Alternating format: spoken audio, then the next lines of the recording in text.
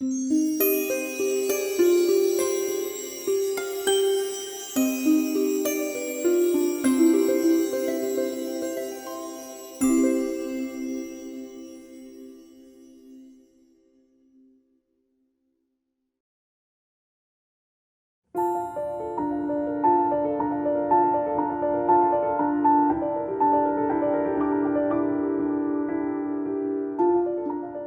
سال 64 سفارش در حقیقت نشان جشنواره فیلم فجر داده شد که خاطرتون باشه جلسات بسیار زیادی گذاشته شده بود که اصلا نشان چه باشد که ایرانی باشد، به هنر اسلامی مرتبط باشه، درون فرهنگ خودمان باشه، که خب بعد از بسیار نشست ها که به سیمرغ در حقیقت رسیده شده بود،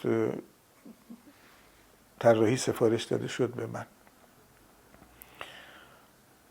خب من هم مواجه با یک چیزی شدم که برام بسیار جذاب بود. یک بار قبل از این از فرشید مسخالی یک چیزی آموخته بودم در کانون پرورش فکری. کانون یک سالی تصمیم گرفت چند تا لندروور بخره و پشتش خالی بکنه کتابخانه که برن به روستاها، و بعدش یک اتوبوس خرید که اتوبوس متحرک نمایش فیلم و تئاتر باشه که باز به شهرستانها و روستاها برن. در اون موقع فرشید به من گفت برای روی اینها طراحی بکن، همجوری ساده لندروور رو نفرستیم. من خیلی اتود کردم که چگونه باشه، زیبا باشه، کودکانه باشه. فرشید تلنگر زیبایی به من زد، گفتش که برو پایین توی کتابخونه بشین، این مجموعه 13 جلدی آرتور پاپ رو یک نگاهی بنداز تو هنر کهن خودمون. من تو دوران سلجوقی تصویر بسیار زیبایی پیدا کردم از این مرغ آدم ها، کله انسان نما دارند و اما پرنده هستند، و اون رو رنگین کردم و روی اون ماشین ها گذاشتیم و انجام شد. این خاطره من رو سوق داد برای یافتن این سیمرغ، رفتن ورق زدن هر منبع تصویری که ممکن است که سیمرغ توش باشه. خب قطعا اولیناش نگارگری ها بود، بعد گچبری ها، تذهیب ها، تزیین ها، کتاب ها، کاشیکاری ها، فلز ها، تمام اون آثاری که ممکنه سیمرغ توشون باشه رفتم گشتم و تصاویر رو جمع آوری کردم. قطعا باید عکس میگرفتم دیگه. از درون اینها شروع کردم اتود کردم با تلفیق کردن هاشون تا اینکه اون سیمرغ اولیه در اومد و با اصلاحاتی که در چندین مورد با همکاری دوستان و مخصوصا آقای بهشتی انجام دادیم نهایی شد و برای اولین بار سرکاغذ و مواد تبلیغاتی و اینهاش آماده شد و جشنواره فیلم فجر دارای نشان شد.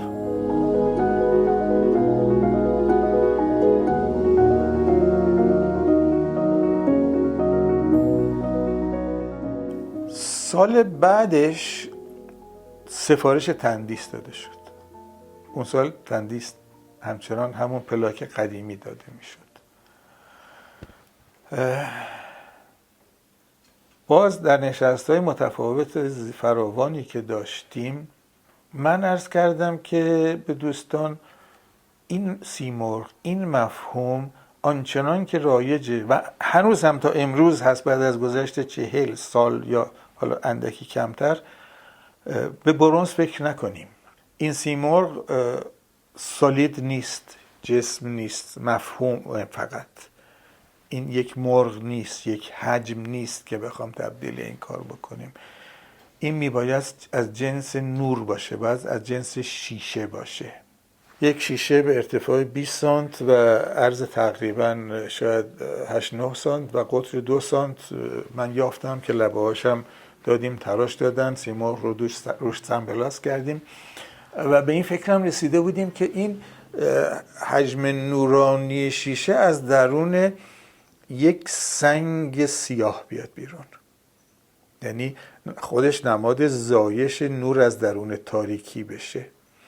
و این سنگ رو هم رفتم در سنگباری های اطراف قم پیدا کردم که به ما بلاک های سنگی بده که بالاش اما مثل همین قله های در حقیقت تیشه خورده، به قول فرنگی ها راف باشه، شکسته باشه، صیقل نباشه، پایین صیقل باشه، از درون این شکستگی باز دوباره یک صیقل اومده باشه بیرون.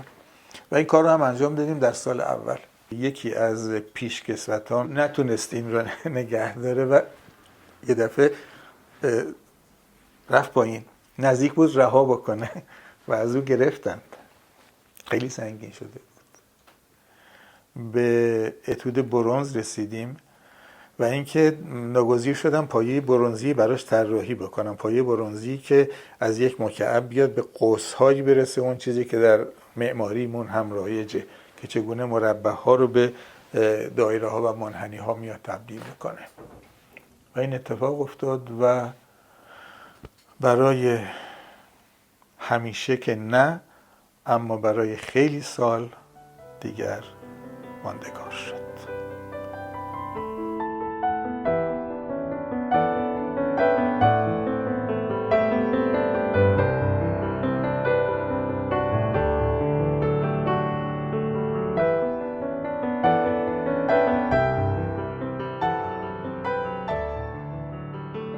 موفق شدیم که بینال های گرافیک رو راه بیاندازیم. اولین بینال گرافیک رو معاونت تجسمی پذیرفته بود انجام بدیم، ولی خب هیچ پولی نداشتیم.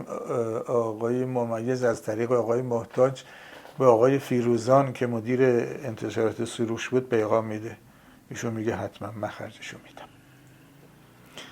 بسیار استقبال میکنه و ما هممون تحت ریاست یا فرماندهی ممیز شروع میکنیم اولین بینال رو راه اندازی میکنیم که بسیار هم پرشور برگزار میشه و سالهای بعد هم انجام میدیم، تا اینکه معاونت یا تجسمی میگه که نه دیگه من خودم میخوام انجام بدم و با سلیقه ها و برنامه‌ریزی های خودش که یه خورده گروه ما که در حقیقت در پی درست کردن انجمن هم بودیم کمی عقب نشینی میکنیم، کنار میکشیم که مطمئن بودیم که درست عمل نخواهند کرد.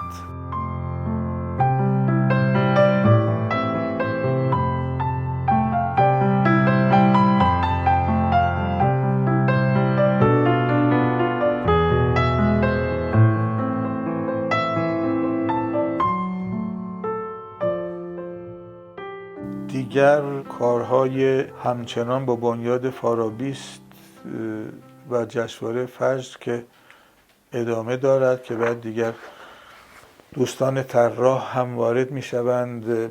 انجمن صنفی طراحان گرافیک رو راه می اندازیم.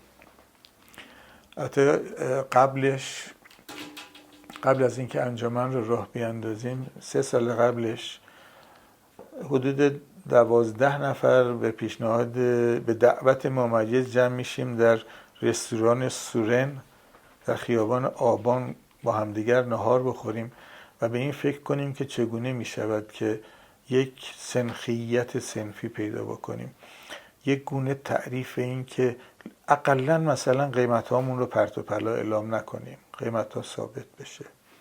از درون اون نشستا که دفعه بعد 40 نفر میشن و دفعه بعد 60 نفر همدیگر رو خبر میکنن، به خرج خودمون نهار میخوریم، اولین دفترچه نرخ کارهای گرافیک به شکل فتوکپی در میاد که دوستان انجام بدن و سال بعدش موفق میشیم چاپش بکنیم و وقتی که انجمن رو تأسیس میکنیم این کار دیگه انجام شده بود و روتین میشه و خوشبختانه میبینیم که حتی هرگاه ادارات دولتی هم میخواستند و میخواهند به جایی رجوع بکنن که سندیت داشته باشه به این دفترچه رجوع میکنند و اولین کار صنفی هستش که خوشبختانه موفق میشیم انجام بدیم. بعد از اینکه بینال هامون هم موفق میشن که کارهایی بکنن، شروع میکنیم بینال رو بین‌المللی کردن، دعوت طراحان از خارج. ما این آدم ها رو میاریم، از همشون نمایشگاه میگذاریم،